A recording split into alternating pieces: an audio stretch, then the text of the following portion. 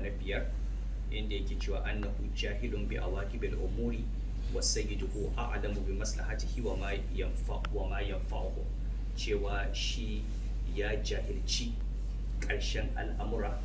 alhali ubangijinsa shine yake sane da dukkanin abubuwa da maslaharsa da kuma abin da zai amfane shi. Muka yi bayani da yawa,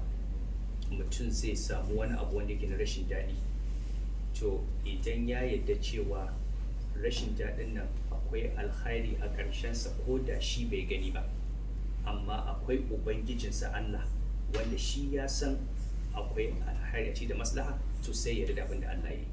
ko da shi a lokacin bai ga amfanin abin da ya same shi ba, in dai ya riga ya bar wa Allah al'amarinsa, to ya yarda cewa wannan rashin daɗin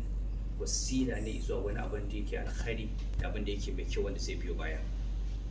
As-sadis na shida, annahu la yuridu maslahatahu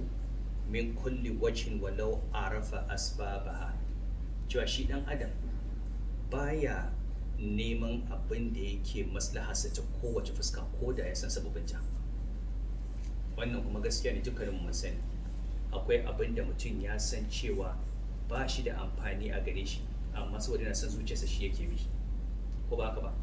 Akwai abin da yana da amfani gare ka, amma saboda son zuciyarka ba ka yin sa.